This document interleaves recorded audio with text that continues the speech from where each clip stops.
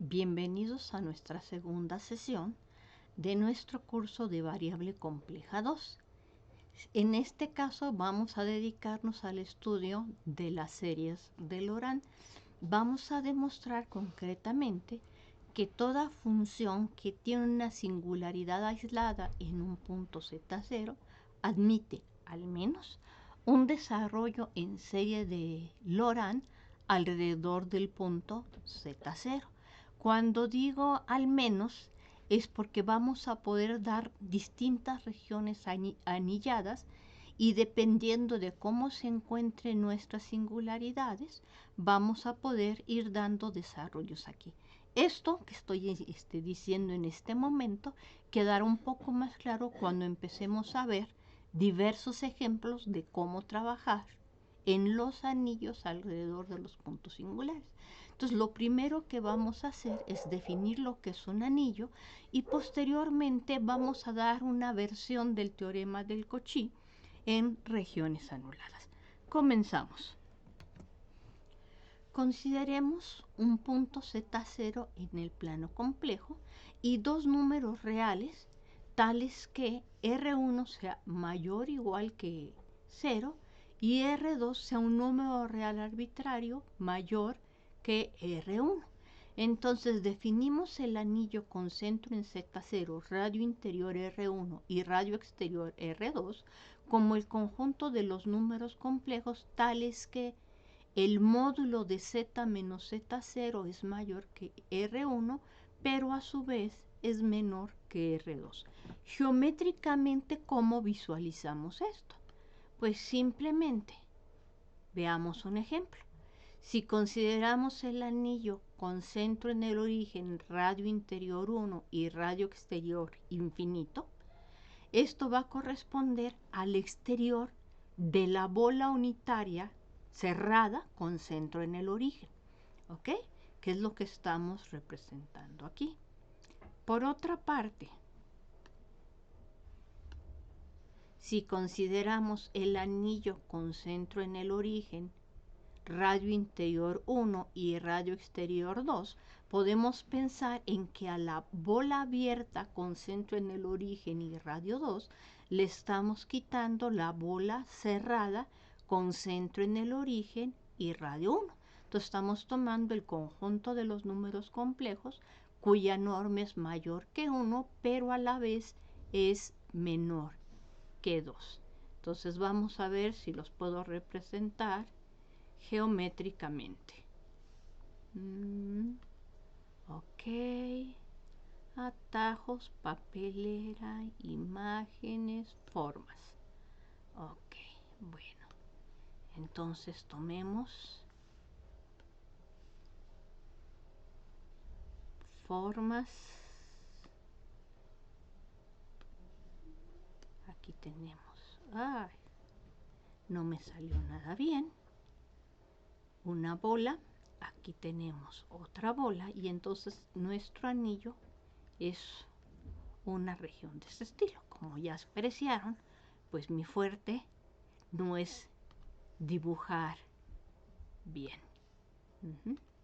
Vamos a ver, no, y vamos a ver con este, no, bueno.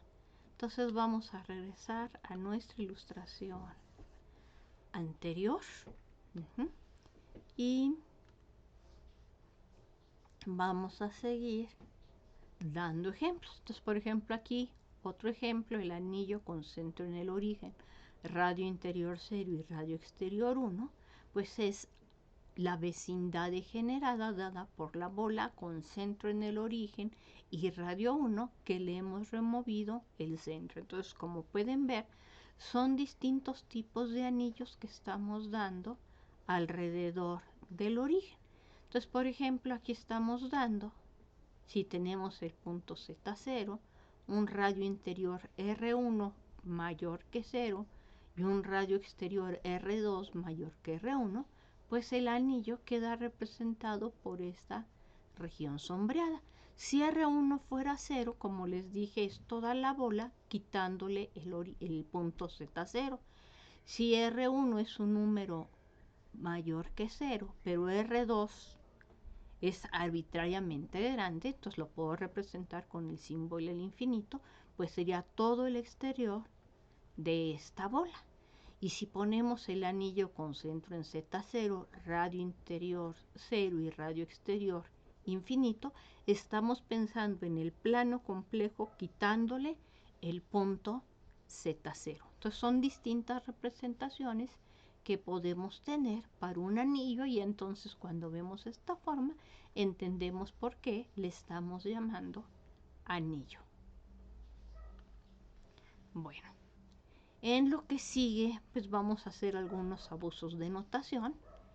Vamos a escribir la integral sobre el círculo unitario con centro en Z0 y radio R de la función f de z diferencial de z en esta forma, o bien en esta forma, donde aquí entenderemos que estamos recorriendo una vez la circunferencia con centro en Z0 y radio R en sentido levogiro. Entonces vamos a usar esta notación o alguna otra notación que sea similar para denotar. Estamos tomando precisamente el integral de la función f sobre el círculo de radio R con centro en Z0 recorrido una vez en sentido contrarreloj, sentido levogiro. Usen el sinónimo que quieran, ¿sí? Sentido contrario a las manecillas del reloj. Bueno,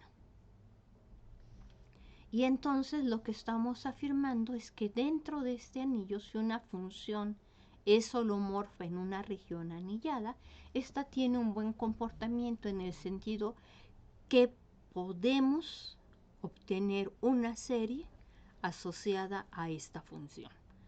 Para eso hagamos lo siguiente.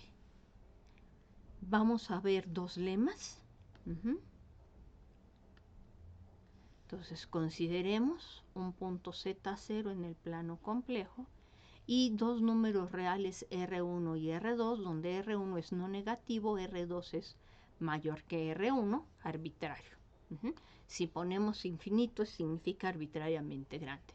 Y vamos a suponer que la función f es holomorfa en el anillo con centro en Z0, radio interior R1 y radio exterior R2. Entonces, para cualquier número real que tomemos entre R1 y R2, la integral de la función f diferencial de z sobre la circunferencia unitaria con centro en Z0 y radio R, recorrido una vez en levogiro, es independiente del valor R. O sea, aquí no me importa qué valor R ponga, siempre y cuando cumple esta condición, nos va a dar exactamente el mismo resultado. ¿Cómo podemos demostrar esto? Bueno, si definimos la función que dependa de R, dada como este integral, pues bastará demostrar que en este intervalo la derivada de esta función es 0. Si es 0, entonces es independiente de la variable. Entonces, nada más para facilitarnos la escritura y las cuentas, vamos a hacer un cambio de variable, vamos a denotar z a z menos z0. Entonces, al hacer este cambio de variable, pues lo que estamos haciendo es estamos trasladando el anillo con centro en el punto z0 al anillo con centro en el origen. Todos los cálculos que hagamos se van a valer. De igual manera, módulo este cambio de variable. Y entonces, para un número real r entre R1 y R2, consideramos la función y por integral de la variable real r como la integral sobre la circunferencia unitaria, sobre la circunferencia de radio r con centro en el punto z0 o bien con centro en el origen de f de z diferencial de z. ¿Sí? Entonces aquí estamos suponiendo que el punto que tomamos es el origen usando este cambio de variables. Entonces, para ver que esta función I de R no depende de R, pues como mencioné antes, nos basta demostrar que su derivada vale 0. Entonces consideramos una parametrización para la circunferencia con centro en el origen y radio r, recorrido una vez el levogiro. Entonces el parámetro se restringe a estar entre 0 y 1. De aquí lo que obtenemos es que este integral, por definición de integral de línea, es la integral de 0 a 1 de f evaluado en re a la 2pi t por la derivada de gamma con respecto a t, que es 2pi i r por exponencial de 2pi i t diferencial de t. Y esto lo vamos a, esta 2pi i sale del integral porque es una constante, y lo que nos queda, que es f de re a la 2pi t por re a la 2pi t, nos va a estar definiendo la función g de re a la 2pi i t, donde por definición g evaluado en un número complejo z et z por f de z. Entonces tenemos esto, y estas dos funciones coinciden salvo este valor 2pi i. Entonces, como consecuencia de la regla de Leibniz, lo que obtenemos es que derivar la función i con respecto a la variable r equivale a derivar con respecto a r 2pi i veces la integral de 0 a 1 de la función g aplicada a r veces la exponencial de 2pi i t diferencial de t. Como este 2pi es una constante, lo podemos sacar de la derivada, y aquí podemos intercambiar apropiadamente la derivada y la integral, pensando en que esta función g depende en realidad de dos variables, la variable r y la variable t, obteniendo de esta manera 2pi i por la integral de 0 a 1 de la parcial con respecto a la variable r de la función g re a la 2pi i t diferencial de t. Bueno, aplicando nuestra regla de la cadena, al aplicar la derivada parcial con respecto a r, pues esto es lo mismo que sacar la parcial de g con respecto a t por la parcial de t con respecto a r, y esto nos queda que es igual a 1 sobre r, la integral de 0 a 1 de la parcial de g evaluado en re a la 2pi t, pero la derivada con respecto a t diferencial de t. Y por teorema fundamental del cálculo, esto nos da la función g evaluado en re a la 2pi t calculada desde 0 hasta 1, que es como la exponencial, en este caso, de 2pi i t es periódica de periodo 1. Al evaluar esto en 0 o en 1, obtenemos el mismo valor, que es g de r. Entonces, esta derivada nos da 1 entre r, que multiplica a un número menos el mismo. Es decir, estamos obteniendo que esta derivada es 0. Y aquí está esta parte de aquí que les comenté. Simplemente estamos usando nuestra regla de la cadena y estamos despejando. Al haber realizado esto, pues lo que concluimos es que el integral es independiente del valor r siempre que r esté entre r1 y r2. Ya que tenemos eso, lo que podemos afirmar es lo siguiente. Fórmula integral de Cauchy en una región anular. Si tenemos dos números reales, R1 y R2, con R1 no negativo y R2 mayor que R1, y una función que sea holomorfa en este anillo, para cualquier valor de z en el anillo, podemos elegir valores R3 y R4 con R3 mayor que R1, pero menor que el módulo de z menos z0, y R4 mayor que el módulo de Z menos Z0, pero menor que R2. En este caso, el valor que toma la función f en un punto Z que esté en este anillo, con centro en Z0, radio interior R1 y radio exterior R2, va a ser igual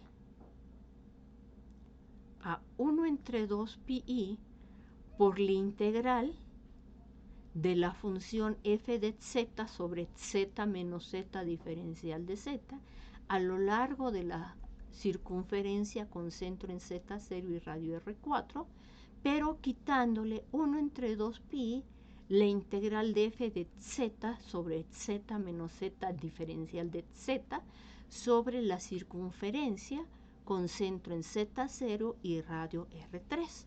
Entonces, si ustedes ya vieron la esfera de Riemann, o sea, el plano extendido al punto al infinito, pues podemos pensar que estamos aplicando dos veces la fórmula integral de Cauchy. Una adentro de la bola con centro en Z0 y radio R4, y otra afuera de esta bola. ¿Ok? Entonces estamos haciendo una vecindad de Z0 y una vecindad del punto al infinito. ¿Cómo demostramos esto? Bueno, nuevamente, módulo la traslación z igual a z menos z0. Voy a suponer que z0 es igual a 0 porque me facilita la escritura. No es por otra cosa.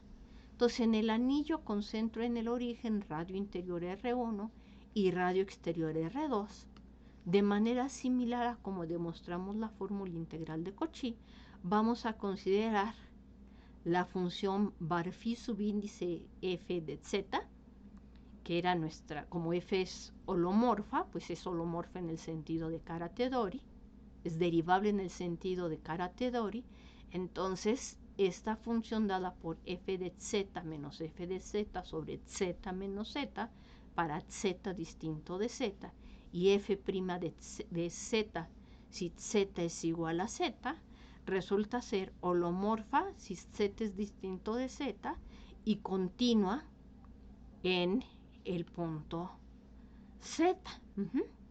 Y entonces ya tenemos que nuestra función, como f es holomorfa en este anillo menos este punto y continua en todo el anillo, pues se extiende como consecuencia del teorema de Morera, que estudiamos en el capítulo 2, teorema 2.3, y está en mis notas, que esta función es holomorfa en todo el anillo con centro en el origen, radio interior R1 y radio exterior R2. Pero si es holomorfa en toda esta región, como consecuencia del lema anterior, tenemos que el integral es independiente del valor r que estemos tomando, siempre y cuando el valor r sea mayor que R1 y estrictamente menor que R2. Es decir, la integral de la función bar-phi subíndice f de z diferencial de z sobre la circunferencia con centro en el origen y radio R3, pues me da lo mismo que la integral de la función bar-phi subíndice f de z diferencial de z sobre la circunferencia con centro en el origen y radio R4. Y aquí vamos a estar suponiendo que R3 es mayor que R1, pero menor que R y menor a su vez que R4, menor que R2. Entonces ya tenemos esta independencia. Pero si tenemos que esto es lo mismo, como la integral sobre la circunferencia de radio ρ de la diferencial de z sobre z menos z es 2pi, si el punto z está dentro de el círculo con centro en el origen y radio ρ, y 0 si está fuera, obtenemos que la integral sobre la circunferencia con centro en el origen y radio R4 de f de z sobre z menos z diferencial de z menos 2pi veces la función f evaluado en z es igual a la integral sobre la circunferencia con centro en el origen y radio R2 de f de z sobre z menos z diferencial de z. Y esto es simplemente una consecuencia de la definición de bar phi subíndice f.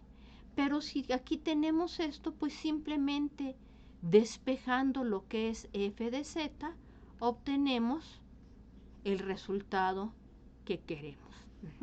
Entonces, bueno, entonces vamos a ver un poquito de detalle. Entonces dijimos cómo se define bar phi subíndice f de z. Entonces dijimos bar phi subíndice f de un valor z es igual a f de z menos f de z sobre z menos z, siempre y cuando z sea distinto de z y es la derivada de f en el punto z cuando z y z coinciden. Perdón, aquí es z, no aquí. Ok, entonces si integramos sobre esta circunferencia esta función, pues ya que esta circunferencia no pasa por el punto z, lo que estamos usando es la definición de la parte de arriba. Entonces estamos integrando sobre esto f de z menos f de z sobre z menos z diferencial de z. Pero al aplicar la linealidad de nuestra función, esto nos queda la integral de esta circunferencia de f de z sobre z menos z menos z es un punto fijo, entonces esto lo podemos ver como f de z, la integral de esta parte de ya saqué el f de z, diferencial de z sobre z menos z. Y entonces aquí es donde lo que hicimos fue, por un lado, tomamos r igual a r4 y nos queda este valor, y este nos da 2pi porque le estamos recorriendo solamente una vez la circunferencia con centro en el origen y radio r. ¿Ok? Entonces nos da, cuando r vale a r4, el lado izquierdo que teníamos en nuestra identidad. Pero como dijimos que esta integral es independiente del valor r, pues si ahora tomamos el valor r igual a r2, este se anularía, pero este integrando sigue sobreviviendo con r igual a r2 y tenemos nuestra identidad, por lo que simplemente nos bastaba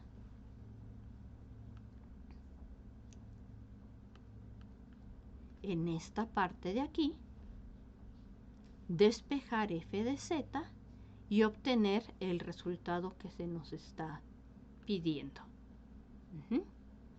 Bueno, ahora bien, si considero la función 1 entre 2pi, la integral con centro en z0, perdón, la integral sobre la circunferencia con centro en z0 y radio r4 de la función f de z sobre z menos z diferencial de z, dentro de el disco con centro en z0 y radio r4, y considero la otra función para el círculo con radio r3, con r3 mayor que z menos z0, pues que están dadas en la demostración del lema anterior, pues lo que estamos diciendo simplemente es que nuestra función f de z se escribe como la suma de estas dos funciones.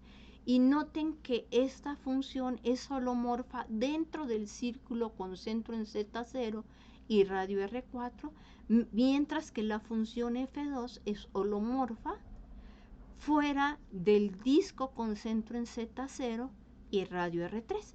Es decir, F es holomorfa en el anillo con centro en Z0, radio interior R3, radio exterior R4. Para cualquier R3 mayor que R1, R4 menor que R2 y que satisfagan esta condición, que R3 sea menor que el módulo de Z menos Z0, menor a su vez este módulo que R4. Pero como la función F1 es holomorfa en la bola con centro en Z0 y radio R4 como consecuencia del teorema de Taylor, esta acepta un desarrollo en serie de potencias. Entonces podemos encontrar una sucesión de números complejos a n, de manera que esta función se expresa como una serie de potencias en Z menos Z0, siempre y cuando Z diste de Z0 menos de R4. Y por otra parte, como la función F2 es holomorfa fuera del disco con centro en radio R3, pues podemos decir que esta función F2 es holomorfa en una vecindad del punto al infinito. Y entonces haciendo un cambio de variable, haciendo el cambio de variable 1 sobre Z menos Z0, Z0 se va a dar al origen.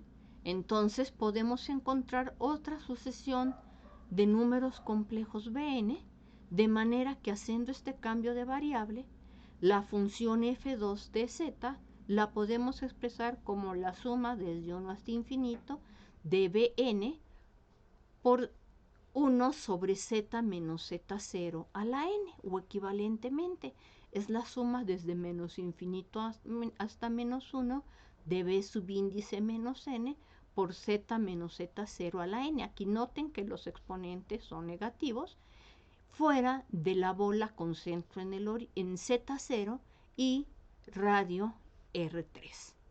Por ende, si sumamos estas dos expresiones en forma de series, una con exponentes positivos y otra con exponentes negativos en los términos Z menos Z0, tenemos que nuestra función f de z se puede escribir como la suma desde menos infinito hasta infinito de Cn por Z menos Z0 a la n, donde los coeficientes Cn están definidos como A subíndice n para los enteros no negativos y como los B subíndice n para los n's,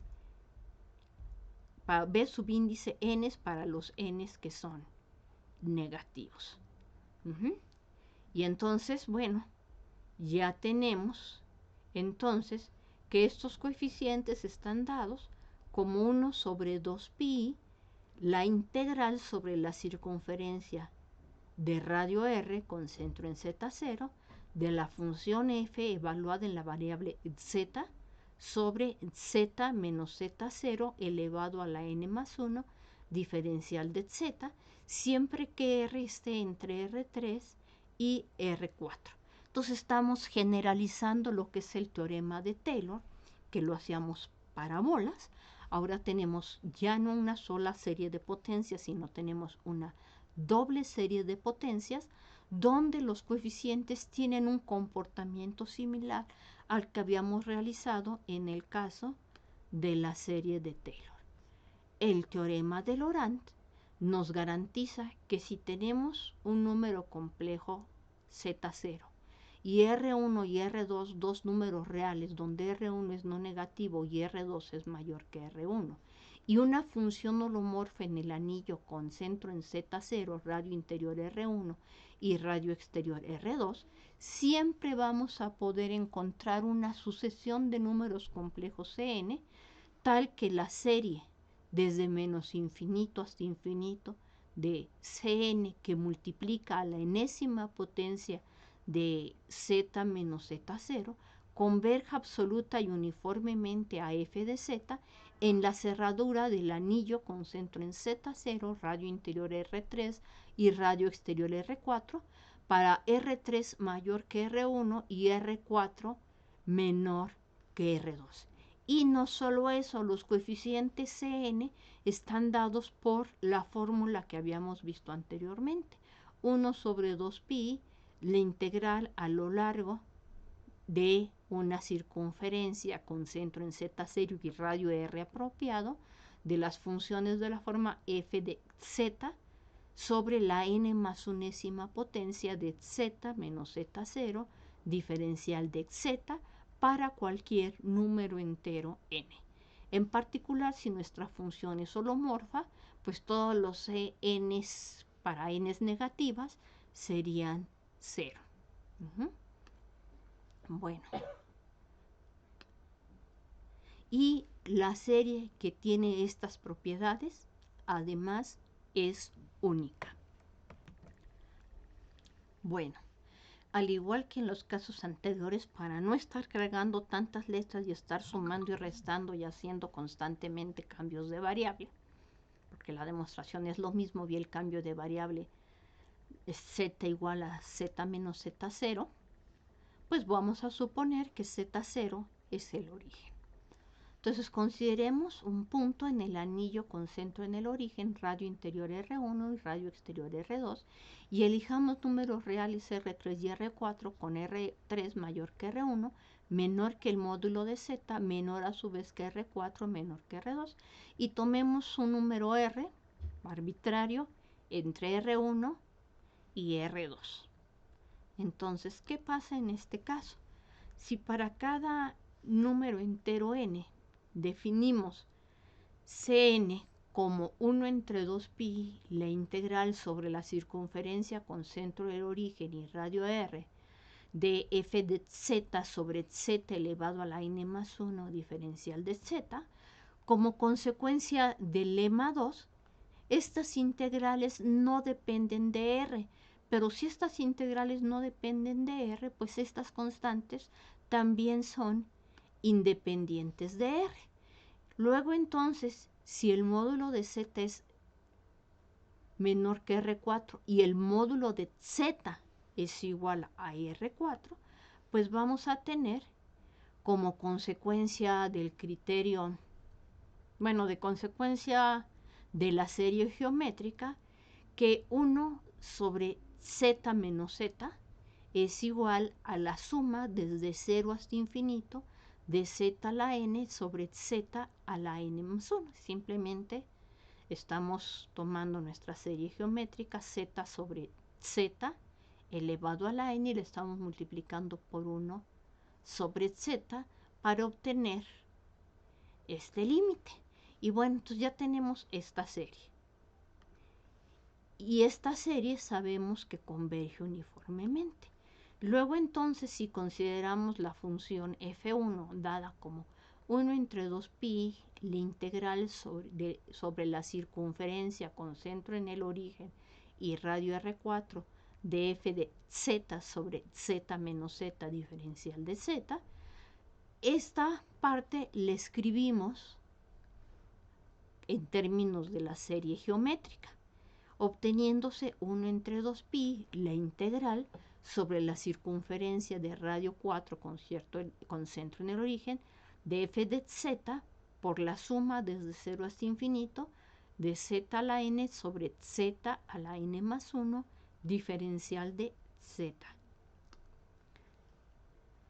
Usando la convergencia absoluta y uniforme podemos sacar la suma fuera de la integral, meter el 1 entre 2pi, que es constante, dentro de la suma, y nos queda que esto es la suma desde 0 hasta infinito de 1 sobre 2pi, la integral sobre el módulo de z igual a R4 de f de z sobre z a la n más 1 diferencial de z por z elevado a la potencia n, porque esta se está comportando como una constante con respecto a esta integral. Nuestra variable de integración es la z, no la z. ¿Ok? Bueno, y ahora ya que tenemos esto, pues a esta parte de aquí simplemente lo llamamos Cn. Entonces la función f1 queda descrita como la serie desde 0 hasta infinito de Cn z a la n, que sería la parte holomorfa que contiene nuestra función alrededor del origen. Y por otra parte, si nos fijamos en una z cuyo módulo sea mayor que R3 y consideramos la circunferencia con centro en el origen y radio R3, pues de manera similar a la anterior, ahora vamos a tomar como z es mayor que el módulo de z, pues tenemos que la serie geométrica z sobre z elevado a la n converge, multiplicamos esto por 1 entre z y el negativo de esta serie converge a 1 sobre z menos z. Y sustituyendo en nuestra expresión anterior tenemos que la función f2 de z es 1 sobre 2pi, la integral sobre la circunferencia con centro en el origen de radio 3, f de z sobre z menos z, diferencial de z, resultará ser igual a 1 sobre 2pi, la integral sobre la circunferencia con centro en el origen y radio R3 de f de z por menos la suma desde 0 hasta infinito de z a la n sobre z a la n más 1 diferencial de z. Nuevamente esto lo podemos sacar. Estas también las podemos sacar convenientemente, ya que nuestra variable de integración es z, no z, y nos queda que esto es menos la suma desde 0 hasta infinito de 1 entre 2pi, la integral sobre la circunferencia con centro en el origen y radio R3 de f de z por z a la n, y todo esto que multiplica 1 sobre z elevado a la n más 1, que es menos la suma desde menos infinito hasta menos 1 de los coeficientes Cn por z a la n. Entonces aquí hicimos nuestro cambio de variable en los exponentes, donde estos son los valores Cn antes descritos. Entonces esto corresponde a la serie de Taylor de nuestra función f de z alrededor del punto al infinito. Pero dijimos que f de z era la suma de la función f1 con la función f2. Entonces, como consecuencia de lo anterior, tenemos que nuestra función f de z es la suma desde menos infinito hasta infinito de cn z a la n. Si tuviéramos otra serie que nos representa la función f de z en este anillo, como consecuencia de lo visto anteriormente, pues tendríamos que el límite cuando n tiene infinito del módulo de a a la n por ρ a la n 0, y el límite cuando n tiende infinito de a la menos n por ρ a la menos n también es 0, siempre y cuando ρ sea un número real mayor que R1, que sabemos que es no negativo, y a la vez menor que R2. Estamos diciendo que es finito. Luego entonces, como consecuencia de la demostración del lema de Abel, tenemos que esta serie de AN Z a la N converge uniforme y absolutamente si el módulo de Z es menor que R4, que ya por hipótesis este era mayor que R2, y también tenemos que la suma de la parte con exponentes negativos de nuestra serie converge uniforme y absolutamente, nuevamente por el criterio de Abel, siempre y cuando el módulo de z sea mayor que R3, que a su vez por hipótesis es mayor que R1. Entonces estamos cumpliendo con las condiciones que nos da el lema. Por lo tanto, tenemos que nuestra serie existe y como consecuencia del lema de Abel, vamos a ver que debe ser única. Porque si tuviera otra sucesión, que también convergiera a f de z, por la propiedad de convergencia uniforme antes demostrada, tendríamos que el integral de 0 a 1 de f en re a la 2 pi t por e a la menos 2 pi mt diferencial de t debería coincidir con el integral de 0 a 1. Sustituimos f por su desarrollo en serie de potencias y sacamos aquí los términos a la n. Y estos términos, esta parte de aquí, lo que nos dice que nos queda es simplemente, ya que estamos integrando estas funciones, r a la m, solamente sobrevive nuestro término cuando n y m coinciden, todos los demás nos va a dar 0. Entonces los AMs quedan bien determinados de acuerdo con este integral, pero los términos CMs eran precisamente estas integrales. Luego entonces AM y CM coinciden, es decir, la serie existe y es única. Bueno, entonces, ¿qué está diciéndonos este teorema, conocido como el teorema de Laurent? Bueno, pues nos está diciendo que hay para cualquier función que sea holomorfa en una vecindad degenerada del punto z0, vamos a tener un desarrollo en serie de Laurent. ¿Ok? Bueno, entonces si tenemos una singularidad aislada de una función que es holomorfa en una vecindad degenerada del punto z0, para algún r positivo, nuestra función f de z admite un desarrollo en serie de Laurent y vamos a tener que la singularidad es removible si y únicamente si Cn es igual a 0 para todo n negativo. Vamos a tener que es un polo de orden k si todo término Cn con n menor que k es igual a 0. Y vamos a tener que es una singularidad esencial cuando hay infinitos valores negativos Cn con Cn distinto de 0. Esto no significa que a partir de un momento todos los Cn negativos tengan que ser distintos de 0. Puede haber un montón de negativos que no sean 0, luego tener otro que sí sea 0 y luego vuelve a ser negativos. Otro montón, lo que estamos diciendo es que hay una infinidad de términos negativos. Ahora, la parte dada por la suma desde menos infinito hasta menos 1 de Cn por z menos z0 a la n se llama en general la parte principal de la función f de z, entonces la parte principal o parte singular de nuestra función. Entonces esto nos está diciendo que una singularidad es removible si su parte principal o su parte singular es 0, que es un polo si su parte singular o parte principal es finita, y que es una singularidad esencial si su parte singular, también llamada parte principal, es infinita. Entonces, este colorario del teorema de Laurent nos está dando la clasificación de los puntos de las singularidades aisladas en términos de las series de Laurent. Para demostrar este resultado, consideremos una singularidad removible de nuestra función f.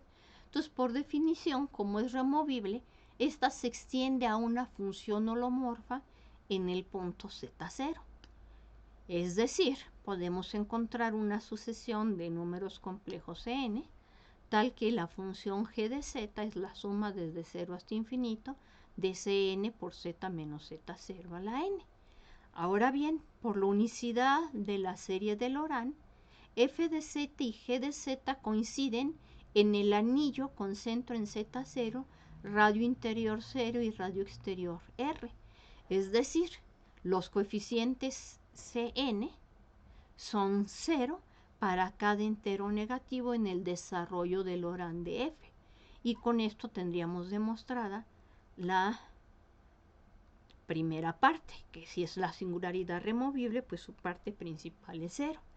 Bueno, por otra parte, si nuestra función admite un desarrollo en serie de Laurent que sea de esta forma, para z distinto de z0, como consecuencia del teorema de Taylor, esta función es holomorfa y está definida en z0. Luego entonces f tiene una singularidad removible en el punto z0. Para la segunda parte, demostrar que es un polo. Supongamos que c subíndice menos k es distinto de 0 para algún entero positivo k y que todas las demás cn son 0 para n menores que menos k. Entonces nuestra función f de z se puede escribir en desarrollo en serie de Laurent como la suma desde menos k hasta infinito de cn por z menos z0 a la n. ¿Qué significa esto? Pues significa que si multiplicamos la función f de z por z menos z0 a la k, pues estamos multiplicando z menos z0 a la k por esta serie de Laurent. Pero noten que si metemos esto a esta parte de aquí, todos los términos en z menos z0 tienen exponente no negativo, es decir, aquí sería z menos z0, aquí es z menos z0 elevado a la m, ¿ok? Para la suma desde 0 hasta infinito y algunos escalares m. Es decir, esta función, al multiplicarla por una expresión de la forma z menos z0 a la k, se convierte en holomorfa. Pero esa fue nuestra primera caracterización de lo que son los polos de la función. Entonces la función f tiene un polo de orden k y recíprocamente. Y finalmente, supongamos que tenemos una singularidad esencial. Entonces, por definición, no puede ser ni removible ni polo. Es decir, tenemos una infinidad de términos en la parte principal de nuestra función. Con lo cual, terminamos esta parte. ¿Qué sigue? Vamos a ver algunos ejemplos.